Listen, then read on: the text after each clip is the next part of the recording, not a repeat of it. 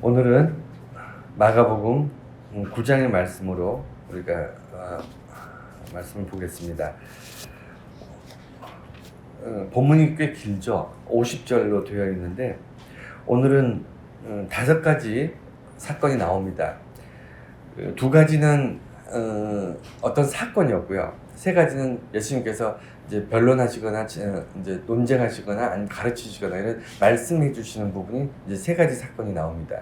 이 5가지를 사실 5가지가 하나하나가 다 중요하고 너무나도 귀하기 때문에 깊이 있게 다루면 참 좋겠지만 시간 관계상 오늘 5가지를 다 다뤄야 되니까 가능한 핵심만 말씀을 나누고 그다음에 기회가 또 된다면 또 말씀을 다시 한번 우리가 상고해 보도록 하겠습니다. 먼저 5가지 중에 첫 번째 나오는 사건이 뭐냐면 제자들이랑 예수님이 산에 올라가셨는데 예수님의 모습이 변화됐어요. 옷이 하얀 눈부실 정도로 하얀 옷을 입으시고 그다음에 그 옆에 모세하고 엘리야가 함께 서 있는 그런 장면을 제자들이 봅니다. 산에 올라갔을 때 보통 우리가 산에 올라간다 그러면 기도하러 가거든요. 그러니까 제자들 입장에서는 전혀 예상하지 못한 거예요. 예수님이 어떤 변화되는 모습을 보이실 거다라든가 아니면 그 옆에 모세나 엘리야가 함께 할 것이다 라는 상상조차 하지 못하고 산에 간 거예요.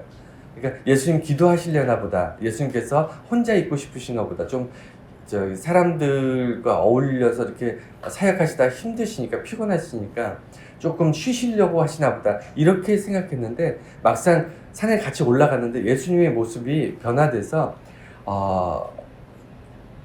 여기 오늘 성경 말씀에 보면 두려웠다고 했어요. 그러니까 얼마나 환해지고 얼마나 눈부신 모습으로 변화되는지 보는 사람, 늘 같이 먹고 자고 했던 제자들이 볼 때도 무서웠다, 두려웠다라고 기록되어 있습니다. 여러분, 너무 거룩한 것은요, 두려워요.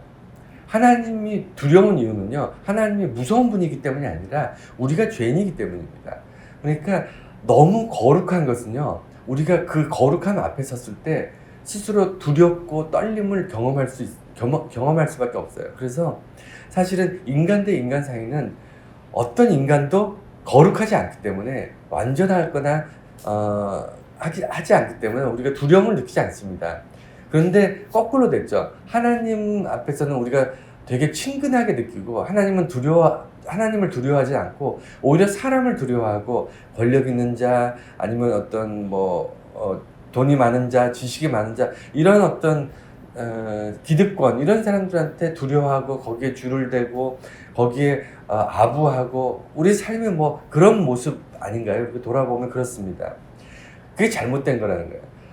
원래는 우리가 하나님을 두려워하고 그게 무서운 분이기 때문에 두려운 게 아니고 거룩하시기 때문에 나와 다르기 때문에 두렵고 인간 대 인간들은요 서로 두려워하거나 무서워해서는 안 돼요. 인간 대 인간은 서로 섬기고 사랑하는 것이 맞는데 인류 역사는요 이게 거꾸로 되어 있습니다. 하여튼 예수님의 변화된 모습 안에서 우리는 신적인 존재의 예수님을 볼 수 있어요. 이런 기록들이 왜 중요하냐면 예수님이 아무리 말씀으로 물론 뒤에 이제 말씀에 대한 얘기도 나오겠지만 말씀으로 내가 어떤 존재다, 내가 왜 이 땅에 왔다 말씀을 아무리 해도요 사람들이 눈으로 보지 않으면요 실감이 안 나요. 예수님의 기적을 눈으로 보기 때문에 예수님의 말씀을 사람들이 믿기 시작하는 겁니다. 참 아이러니하게도요 우리는 이 예배 시간에 찬송하고 기도하고 설교를 듣고 이러면 이 예배를 통해서 하나님의 존재를 경험하고 하나님의 인도하심을 깨닫고 막 이렇게 되면 얼마나 좋겠어요. 그런데 그거 가지고 안 돼요. 그래서 어떤 일이 발생하냐면 막 이렇게 특별한 거, 기적을 막 여기서 사람 병자가 고쳐지고 그리고 무슨 기적이 일어나고 간증을 하고 이래야 뭔가 좀 하나님께서 역사하시는구나 이렇게 느끼는 것이 그것이 우리들의 현 주소입니다. 그럼에도 불구하고 오늘 이 사건에 주는 의미가 굉장히 많은데 먼저는 예수님이 변화되셨을 때 그 옆에 제자들 보니까 모세하고 엘리야가 있었대요. 원래는요 이스라엘은 전통적으로 제가 여러 번 강조했죠. 전통적으로 이스라엘은 세 그룹의 장이 나라를 이끌었어요. 그러니까 당연히 왕은 그 뭐 고대 근동, 뭐 근동 아니더라도 고대 모든 나라와 모든 민족에서 왕은 이렇게 절대적 권력을 가지고 있습니다. 백성들에게 권력을 행사할 수 있는 그런 어떤 다스리는 자로서의 왕이 있었고요. 이스라엘은 그 일반적으로 왕 아닌 두 부류가 더 있었는데, 하나는 모세, 다시 말해서 법에 의해서 다스려졌는데, 그 법이 그냥 뭐 헌법이나 민법이나 형법이나 이런 법이 아니고 율법이에요. 그러니까 하나님에 대한 법이 그 나라를 다스렸어요. 좀 특이하죠. 그러니까 다른 민족들이나 다른 어떤 그 강대국들이 많이 있었는데, 많은 제국들이 일어나고 그 다음에 사라지는 그런 많은 역사 속에서도 많은 나라들이 법을 자치적으로 만들고 했지만, 그게 다 그 백성들을 치리하고 그 다음에 서로 이런 어떤 관계 속에서 법을 만드는 거지, 하나님을 예배하는 법이 주가 되지 않았는데, 이스라엘은 율법이 주가 됩니다. 또 하나는 뭐냐면 엘리야예요. 엘리야는 뭐를 대표하냐면 이제 선지자를 대표해요. 선지자. 그러니까 그리고 다스리는 왕, 두 번째는 그 율법, 하나님에 대한 법, 세 번째는 하나님의 말씀을 전하는 자, 선지자. 이 세 부류가 이스라엘의 지도자였고, 이스라엘을 이끌어갔고, 이스라엘에게 어떤 다른 나라와 다르게 이스라엘을 이끌어갔던 지도계층인데, 그 중에 대표적인 사람들, 왕은 많이 있었지만 그 중에 최고의 왕은 다윗이었고요. 율법을 가르치는 바리새인들이나 서기관들 많이 있었지만, 거슬러 올라가면 율법을 하나님으로 받아온 모세가 율법에 있어서 가장 대표적인 인물입니다. 또 선지자도요. 이스라엘 구약 역사에 보면 선지자가 굉장히 많아요. 왜 많냐면 사람들이 무지몽매해가지고 하나님의 뜻을 분별을 못합니다. 하나님이 이스라엘 백성에게 뭘 원하는지 몰라요. 사실은 단순했는데, 우상을 섬기지 말고 하나님만 바라봐라, 이게 그 하나님의 유일한 어떤 이스라엘에 요구하셨던 건데, 이스라엘은 끊임없이 우상 숭배하거든요. 끊임없이 하나님을 배신합니다. 그랬기 때문에 하나님께서 어쩔 수 없이 계속 하나님의 말씀을 백성들에게 전해야 돼요. 듣지를 않으니까, 무지한 이스라엘 백성들이 하나님을 두려워하지 않으니까, 하나님 말씀을 듣지를 않으니까 하나님 두려워하지도 않고, 그래서 선지자를 보냅니다. 이 선지자들의 대표가 누구냐면 엘리야예요. 자, 그러면 왜 다윗이 보이지 않았냐면, 왕 중에 최고가 다윗이 아니라는 겁니다. 예수님이 오시기 전까지만 해도 이스라엘 역사에서 왕 중에 최고는 누구다? 다윗이었어요. 그런데 예수님이 이 땅에 오신 이후로는 이스라엘 역사에 뭐라 하냐면, 다윗보다 큰 자가 이 땅에 오셔서 구주로 이스라엘을 회복시키고 온 세상을 구원하실 것이다. 이게 기록에 쭉 전해왔고, 이스라엘 백성들은 그래서 다윗보다 더 큰 자, 메시아를 기다리고 있었거든요. 그 예수님께서 다윗보다 큰 자이기 때문에, 왕의 왕이시기 때문에 다윗이 안 오고 예수가 그 자리에 서신 거예요. 예수님과 모세와 엘리야, 그렇게 해서 세 사람의 모습을 통해서 이 변화된 이 모습의 의미를 당시에 제자들은 모르는 거예요. 시간이 많이 지나고 예수님이 십자가, 구원 이런 사건들이 다 지나고 나서 오늘날에서야 우리가 깨닫는 거지, 당시에는 모르는 거예요. 눈으로 봐도 몰라요. 참 아이러니하죠. 우리가 예수님과 함께 동행하고 예수님을 통해서 하나님을 예배하고 이렇게 살아가도 지금 우리가 얼마나 큰 은혜 가운데 산지 모른다니까요. 우리가 얼마나 드라마틱하게 정말 우리가 인생이 한순간에 망가질 수 있음에도 불구하고 참 그 살얼음판 같고 외줄 타는 것 같은 그런 아슬아슬한 삶을 살면서도 우리가 하나님의 은혜 가운데 사는 이유는요, 그렇게 사는 이유는 이게 지금 엄청난 은혜를 받고 있다는 건데, 그게 우리가 잘 깨닫지를 못해요. 지나고 나서야 압니다. 그리고 오늘 이 영화롭게 변화되는 이 변화사는 사건에서 중요한 것들, 모티브가 몇 개 있는데, 첫 번째 모티브는요, 예수님이 변화된 모습과 더불어 하늘에서 음성이 들려요. 하나님의 음성을 듣습니다. 하나님의 음성을 제자들이 듣는 게 많지가 않아요. 한 두어 번밖에 없습니다. 예수님 세례 받으실 때고 이 변화산에서 이 변화된 모습 속에서 하나님께서 말씀하세요. 근데 하나님 뭐라고 말씀하시냐면 이는 내 사랑하는 아들이니 그의 말을 들으라 이렇게 나옵니다. 그 전에 세례 받으실 때는 성령님께서 비둘기같이 예수님께 내리시는 그런 모습까지 제자들이 봤는데 오늘은 성령님이 임하시는 그런 모습은 나오지 않지만 분명하게 하나님께서 제자들을 향해서 그러니까 예수님을 향해서가 아니라 제자들을 향해서 하나님께서 대신해서 말씀해 주세요. 뭐라고 말씀하시냐면 이는 지금 변화된 모습으로 너희 눈앞에 서 있는 이 예수 청년은 나의 아들이고 나의 사랑하는 아들이고 이 말을 들으라.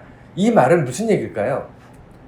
바꿔 말하면 사람들이 예수님께서 끊임없이 가르치시고 말씀하시는데 사람들이 예수님의 말씀을 듣는다 안 듣는다? 안 듣는다는 거예요. 그러니까 이상하잖아요. 예수님께서 하나님의 나라와 그 다음에 구원과 정말 율법에 대한 해석과 정말 주옥 같은 말씀들을 쏟아내시는데 제자들 바로 옆에 있는 제자들이 왜 예수님의 말씀을 안 듣죠?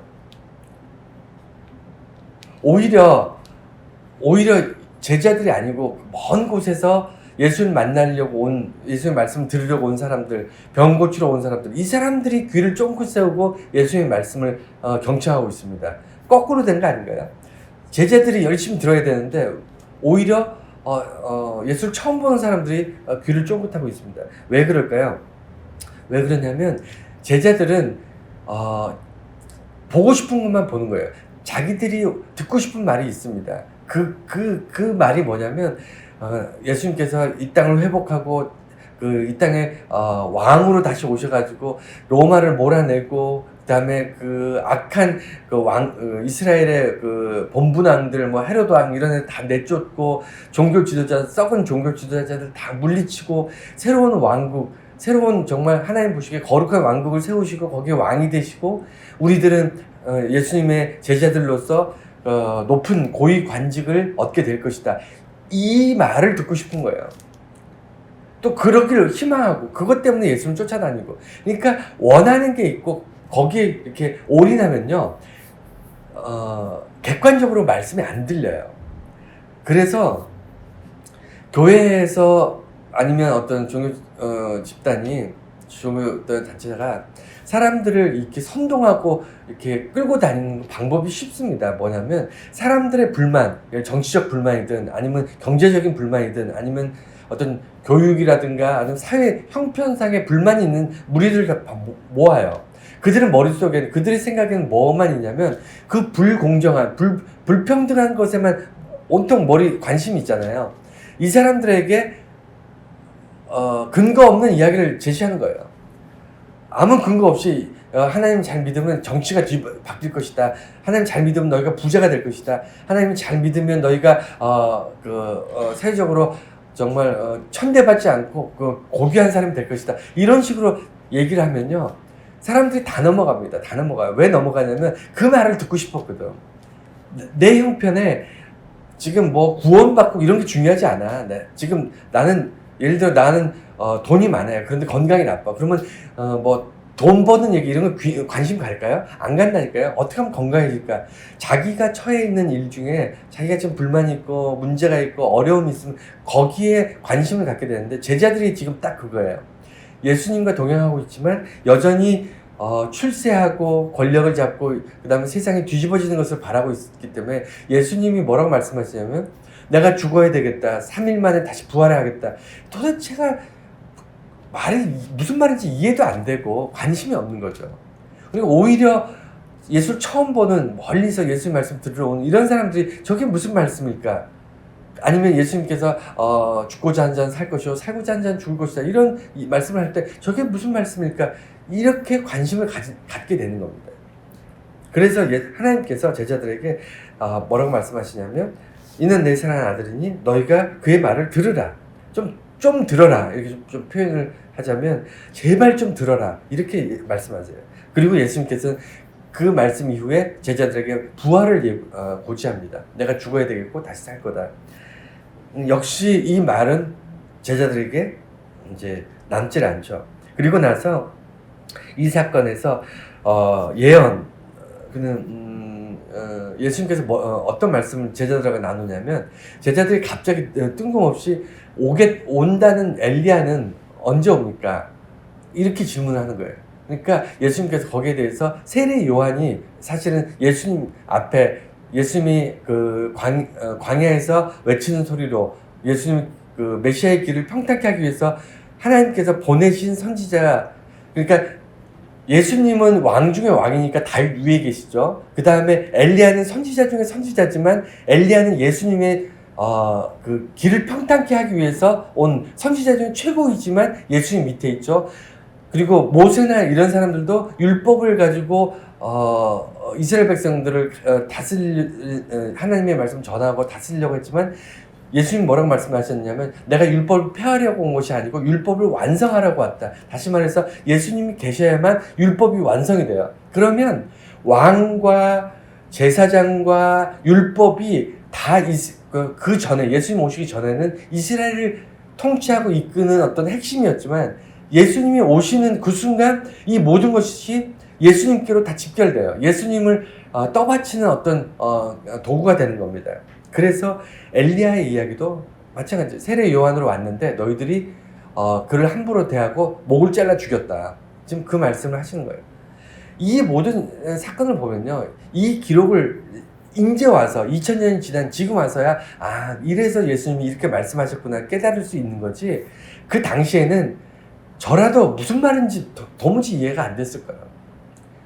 왜 예수님 존재 자체가, 예수님이라는 존재 그 자체가 율법이나 선지자나 왕보다도 더 높으신 존재일 수밖에 없는지, 어떻게 보면 그저 젊은 청년이었던 예수 그리스도, 많은 종교 지도자나 군사들, 뭐 로마 아니면 뭐 바리새인들, 수많은 사람들 속에서 정말 보잘것없는 한 명의 청년이었을 예수였지만, 그 모든 이스라엘보다 뛰어날 그 머리 위에 계실 수밖에 없었던 우리의 머리가 되시는 예수 그리스도에 대해서 당시에는 이해를 못했어요.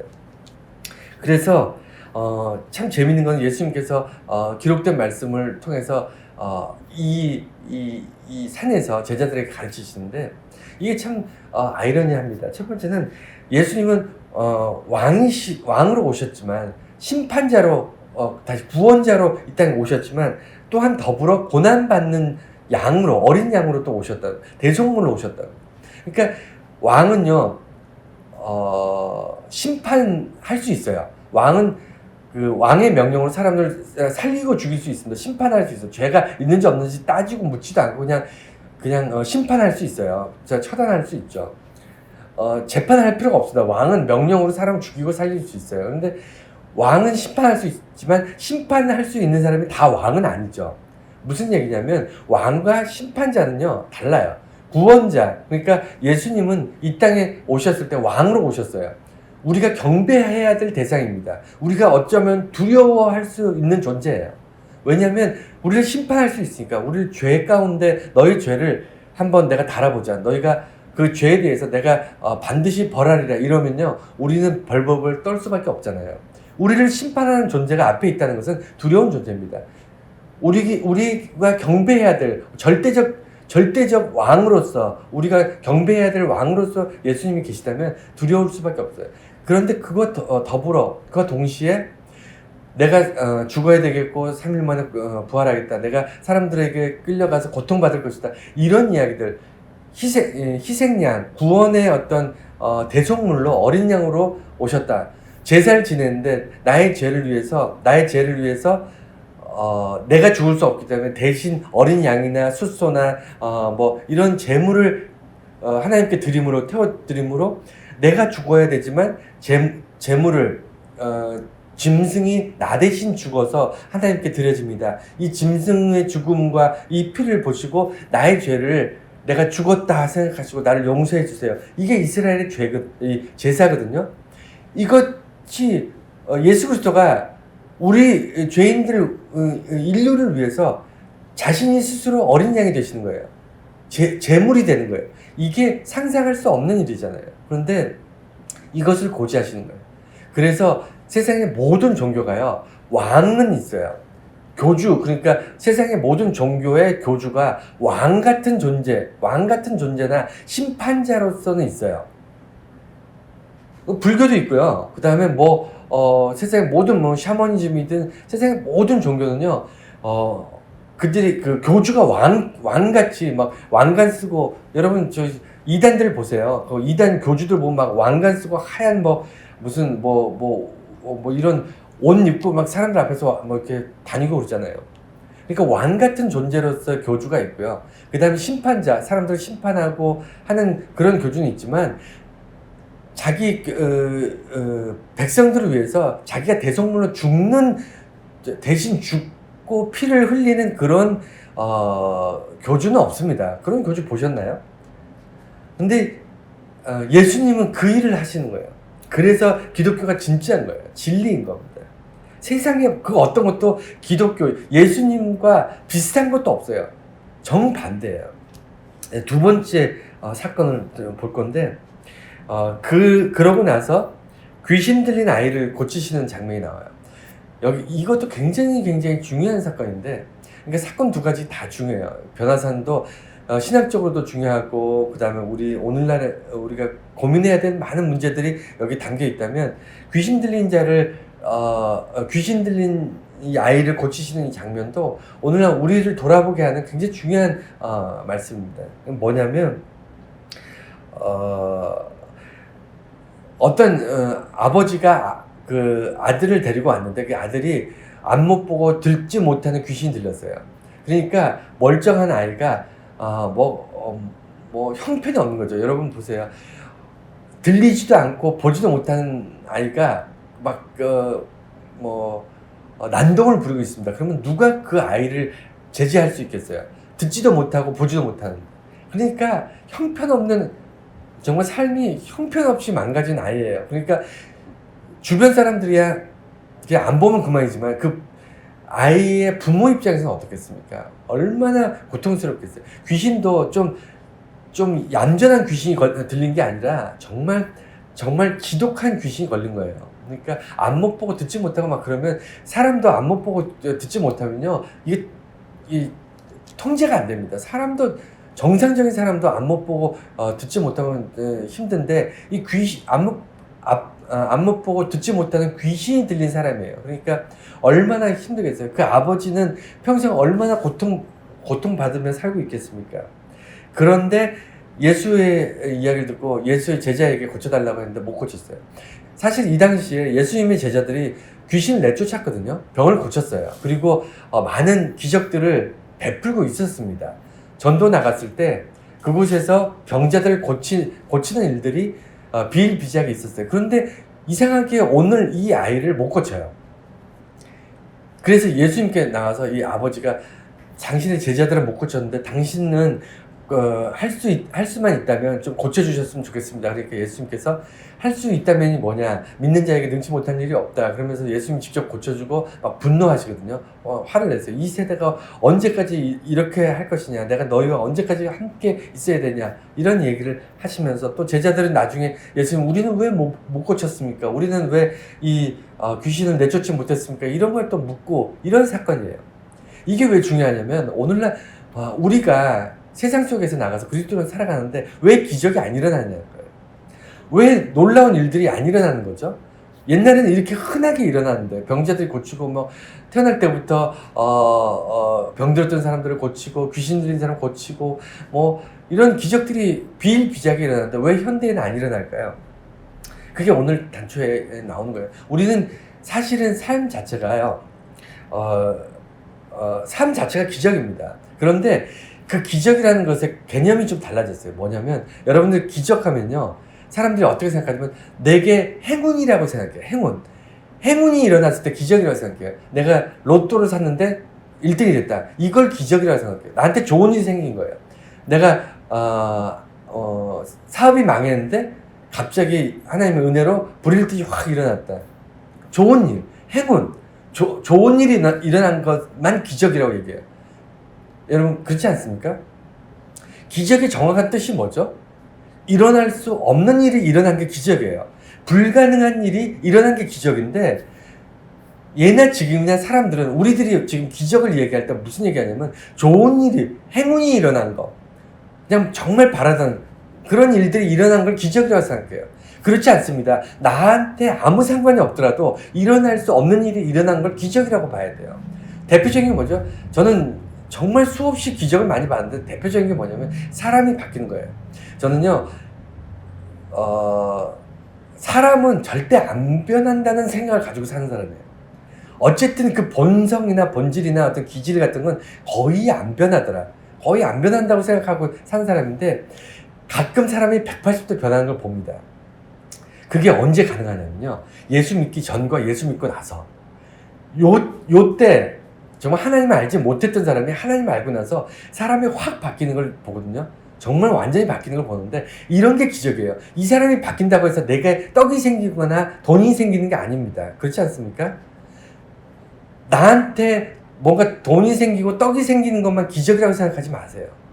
그래서 기적이 안 일어나는 겁니다. 진짜 기적은요, 일어날 수 없는 일, 불가능한 일에 하나님께서 개입하시고 손을 대시니까 이것이 변화돼서 정말 내 눈앞에서 이루어졌어요. 이게 기적이에요.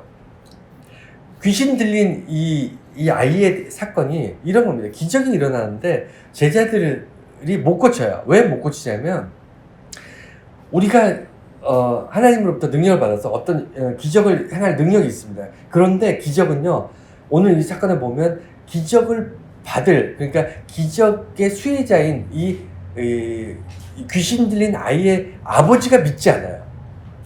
그러니까 우리는 기적을 이룰, 하나님의 사랑으로 기적을 이룰 능력이 다 있어요.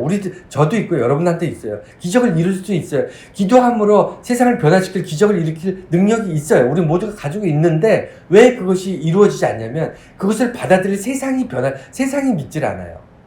예를 들어 볼게요. 우리가 기도하면요, 코로나가 없어질 수 있을까요? 없을까요? 없어질 수 있어요. 없어질 수 있는데 왜 코로나가 안 없어지냐면 코로나에 걸린 사람들, 코로나를 치료하는 의사들, 그 다음에 뭐 세상에 코로나에 감염된 모든 사람들이 하나님을 믿지 않기 때문이에요. 그러니까 기적이라는 것은요, 내가 베푸는 것이 아니고 하나님께서 나를 통해서 베푸는 일이지만 내가 어떤 기적을 이루려고 할 때 그 기적을 이루어내는 그 받아들이는 쪽, 기적이 이루어지는 그 사람이 믿음이 없으면요, 기적이 일어나지 않습니다. 그러니까 제가 기도할 때 기도를 받는 상대방이 하나님에 대한 믿음이 간절해야 돼요. 아버지가 하나님에 대해 정말 처절하게 정말 온전히 100% 하나님 신뢰하고 믿었다면 이 아이는요, 이 아버지의 아이, 귀신 들린 아이는 제자들에 의해서도 고쳐질 수 있었어요. 그런데 뭐라 그러냐면 예수님께 나와서 당신의 제자들은 못 고쳤는데 당신이라면 할 수만 있다면 당신이 좀 고쳐주면 안 되겠습니까? 이렇게 얘기한다. 그러니까 예수님이 분노하시는 거예요. 지금 이 아이가 고쳐지지 않는 거는 너 때문이라는 거.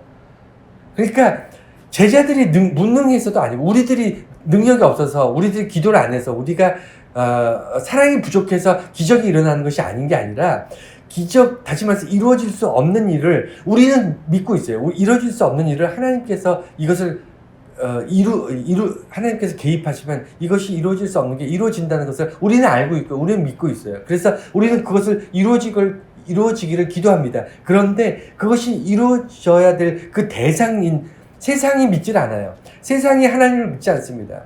세상이 하나님의 능력을, 그 기적을 믿지 않기 때문에 오늘날 세상이 안 바뀌는 거예요. 이해가 되시죠? 그래서 귀신 들린 이 사건을 통해서 정말 중요한 것은 우리가 절대 잊어서는 안 되는 건 뭐냐면 이 아버지의 고백이에요. 세상은 우리를 향해서 할 수만 있으면 해봐 라고 얘기한다는 거예요. 우리는 세상에 사랑을 베풀고 하나님의 기적을 베풀면서 정말 불가능한 것들, 우리가 사실은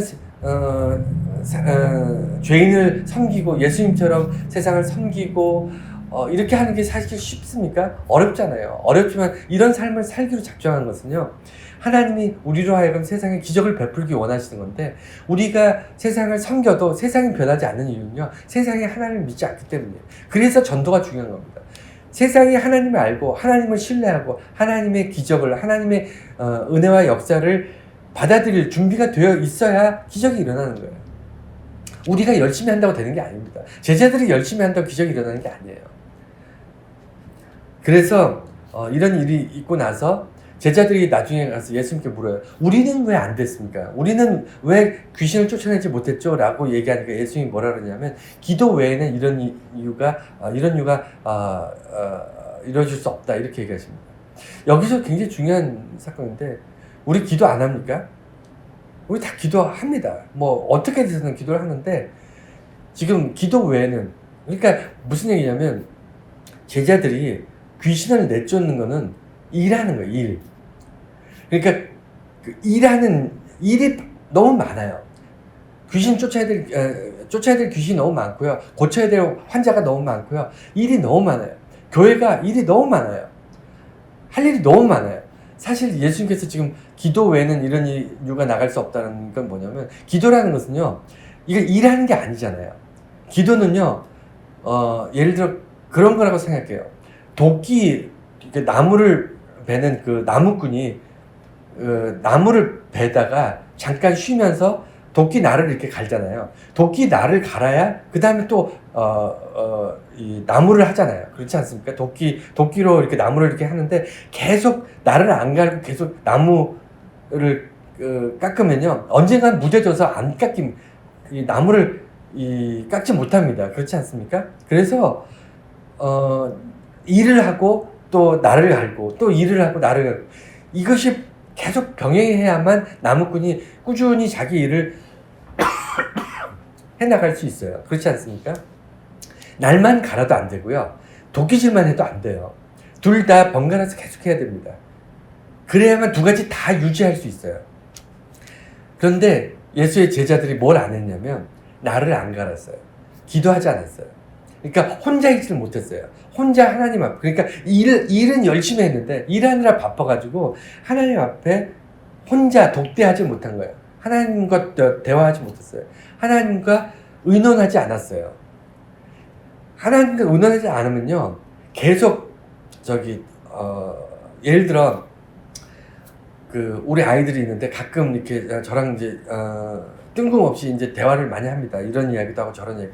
그런 얘기를 뜬금없이 하면서 아이들이 밖에 나가서 자기들 결정하고 선택하고 뭐 하면 대충 제가 예측할 수 있어요. 얘가 평상시 이런 생각을 하고 이런 말을 했기 때문에 나가서도 이렇게 결정하고 선택하고 살겠지라고 추측할 수 있는데 대화가 없으면요.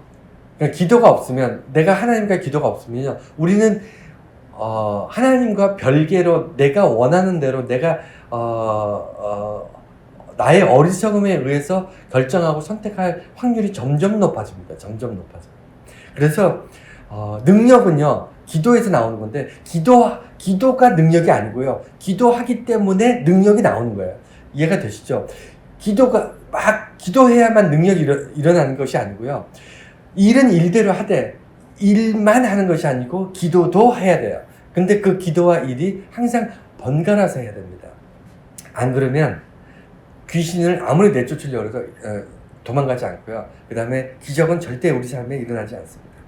자, 그리고 이 두 가지 사건이었고, 이제, 세 가지, 이제, 예수님 말씀을 이제 짧게 좀 볼게요. 세 번째는, 예수님께서 두 번째 죽음과 부활을 고지하십니다. 그런데 제자들이, 이걸 이해하지 못하고 고민했다. 이런 기록이 있습니다. 여러분, 예수님의 말씀, 성경에도 예수님의 말씀 많이 기록되어 있고 제자들의 이야기가 있고 구약의 선지자들의 기록들이 많이 있습니다. 성경을 통해서 우리가 하나님을 알게 되는데 여기서 굉장히 중요한 건 뭐냐면 예수님의 말씀을 들었다고 해서 우리가 다 아는 게 아니에요.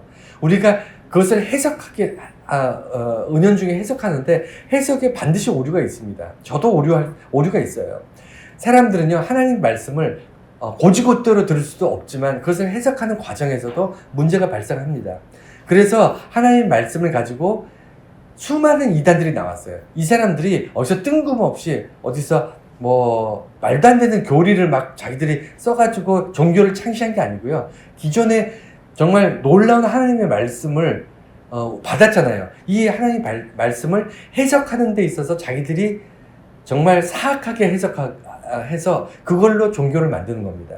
그래서 해석의 오류, 이거는 우리 인간이 무지하기 때문에 하나님 뜻을 알지 못하기 때문에 한계가 있어서 오류가 발생한다. 이것을 기억해 주시면 좋겠고, 또 어떤 이야기가 있었냐면 누가 크냐라는 토론이 있었어요. 이거는 높고자 하는 자는 가장 낮은 자가 되어야 될 것이다. 섬기는 자가 되어야 될 것이다. 이렇게 예수님께서 말씀하시고 가르치셨는데, 이게 바로 아까 말씀드린 것처럼 왕이신 예수님께서 우리를 위해서 대신 죽으신 것, 가장 높은 곳에서 가장 낮은 곳으로, 하늘의 보좌에서 이 땅의 말구유로, 이게 지금 예수님이 직접 보여주셨어요. 삶에서 보여주셨는데, 이것을 이제 사람들한테 가르치는 겁니다. 보여주셨고 가르치시면서 뭐라 그러시냐면, 역설적인 것 같은데, 사람이 들을 때 패러독스, 역설인 것 같은데 역설이 아니에요. 뭐냐면 죽고자 하는 자는 살 것이고 살고자 하는 자는 죽을 것이다. 이게 역설이에요.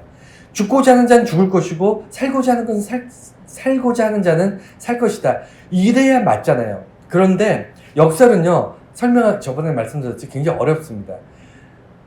그런데 오늘 말씀 주신 크고자 하는 자는 낮아져야 될 것이다. 이거는 역설이 아니에요. 이건 당연한 거예요. 진리예요. 높은 자는요, 낮아지는 자예요. 그러니까 우리나라에서 가장 낮은 자는 누구죠? 가장 낮은 자는 대통령이에요. 교회에서 가장 낮은 자는 목사고 장로여야 돼요. 이게 역설이기 때문에 낮아져야 된다, 이런 얘기가 아니고요. 하는 일, 가장 높은 자가 하는 일은요, 가장 낮은 자들이 하는 일을 하는 거예요. 가장 높은 곳에 있는 가장 존귀한 자, 가장 뛰어난 위대한 자는요, 무슨 일을 하냐면 모든 사람들의 발을 씻기는 일을 한다는 거예요. 가장 높은 곳에 있는 하나님의 보좌에 있던 예수 그리스도가 하셔야 될 가장 중요한 일은요, 이 땅에 오셔서 인간들을 위해서 그들을 대속물로, 그들을 위해 자기 살과 피를 내어주시는 이런 일들, 자기를 죽기까지 복종해서 죽었다가 부활하시는 이런 말도 안 되는 이런 섬김, 이런 것들이 높은 자들이 하는 거라는 거예요. 예수님이 본을 보이셨고, 그래서 누가 크냐라고 사람들이 고민할 때, 여기 높고자 하면 가장 낮은 자가 되고 사람들을 섬겨야 된다. 이거는 역설이 아니고요, 명령이에요. 높고자 하는 높은 자는 반드시 섬기는 자가 돼야 되고 가장 낮은 위치에 있어야 된다. 이게 그러니까 호화로운 궁궐에 들어가서 왕처럼 좋은 거 먹고 많은 사람들의 시중을 받으면서 사는 게 왕이 아니고, 왕은 가장 낮은 자, 고통받고 가장 천한 자들을, 그들을 섬기는, 그래서 온 백성들을 모두 정말 상전으로 여기는 그런 자가 왕이 되어야 된다. 이게 예수님의 말씀입니다. 그리고 어린아이는 그 말씀 끝에 어린아이를 데려다 놓고 아이를 섬기는 자가 나를 섬기는 거고, 나를 섬기는 자가 나를 보내신 하나님을 섬기는 거다, 이렇게 얘기하십니다. 이 얘기는요, 어린아이가 그냥 낮은 자이기 때문에 섬기다, 이런 게 아니고요. 어린아이는 그러니까 섬기기 위해서 보내지는, 그러니까 우리가 예수를 믿는다는 것은 말로만 믿는다, 예수를 잘 섬긴다, 말로는 얼마든지 할 수 있죠. 근데 뭔가 증명을 해야 되잖아요. 예수를 섬기는 게 뭘 해야 되는데, 증명을 해야 되는데, 그 증명이 뭐냐면 가장 연약한 어린아이를 섬기는 것, 이것이 예수를 섬기는 것을 증명하는 거예요. 왜냐하면 옛날에 어린아이는요, 사람으로 취급을 안 했어요. 그 노동력이 없기 때문에 어린아이는 얘가 어른이 돼서 노동력을 가질 때까지는 어떻게 보면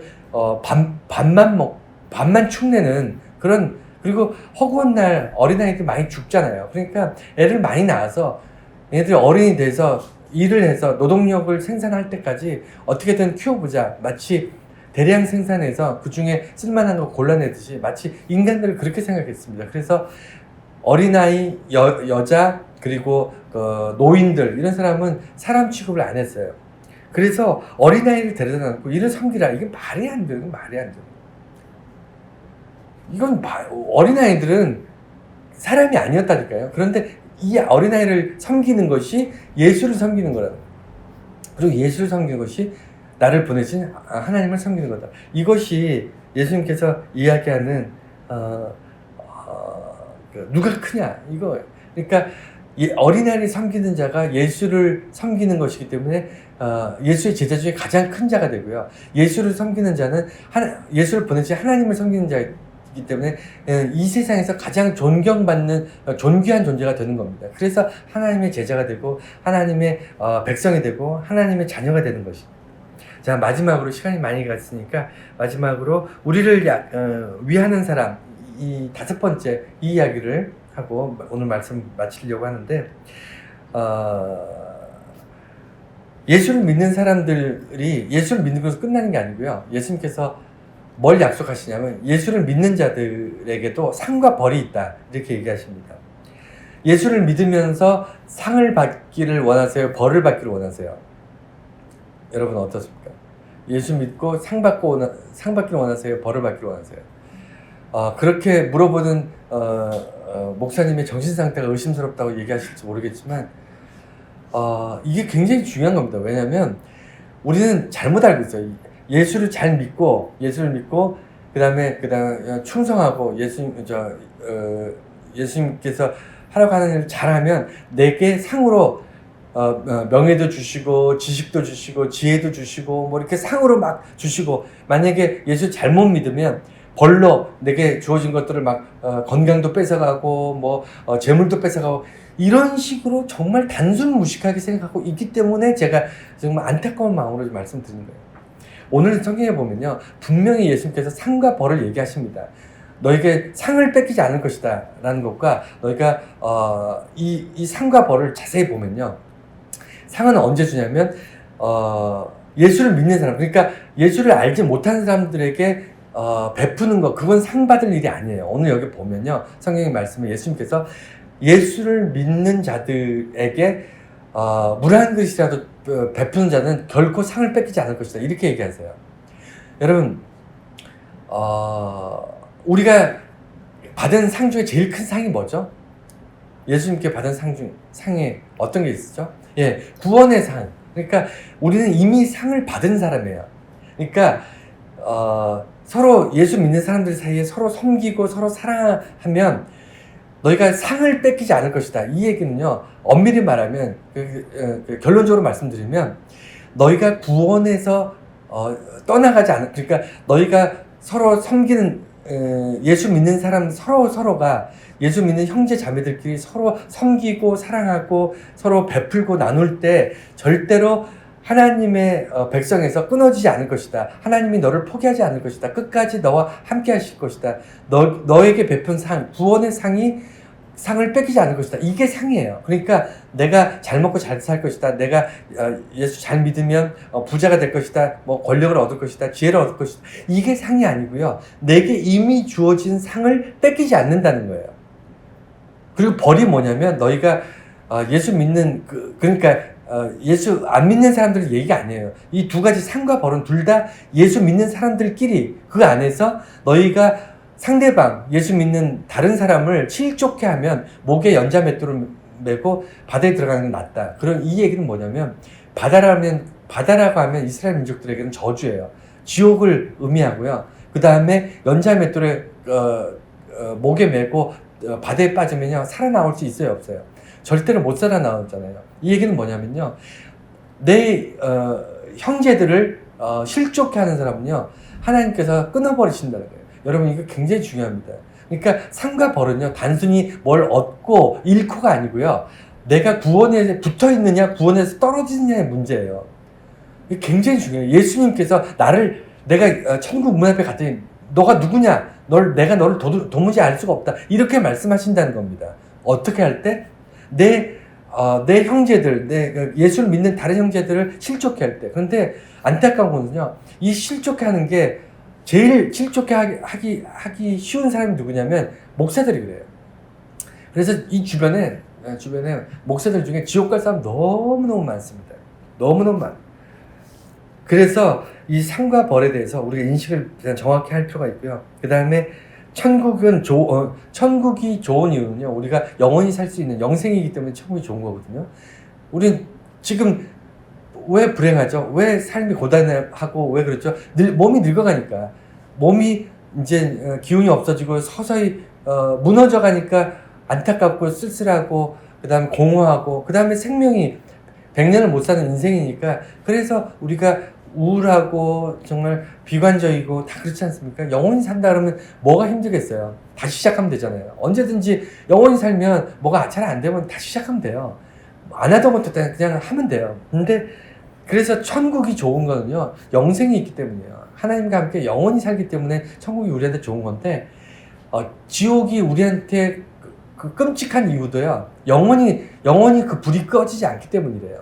예수님께서 지옥은 잠깐 우리 고통받고 소멸해서 없어지는 거라면, 그러면 잠깐 견디면 지옥도 끝나잖아요. 근데 지옥이 무서운 건요, 영원히 우리 고통받기 때문이에요. 여러분, 천국과 지옥 앞에 서서 우리가 고민을 할 때는요, 처절해야 됩니다. 정말 이게 그냥 단순히 비교해서 뭐 짬뽕이 맛있냐 짜장면이 맛있냐의 문제가 아니에요. 우리가 뭐 일로 갈까 절로 갈까, 뭐 이 옷 입을까 저거 입을까, 뭐 구두 신을까 운동화 신을까, 이런 선택의 문제가 아니고요.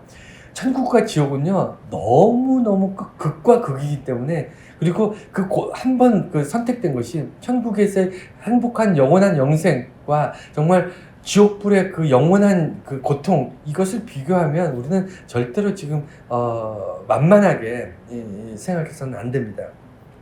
오늘 많은 내용이었기 때문에 시간이 많이 갔습니다만, 오늘 9장 이 말씀을 통해서 우리가 심각한 것들이 굉장히 많이 있었는데, 여러분 잘 기억하셨다가 두고두고 한번 되새기는 그런 시간들이 되시길 바랍니다.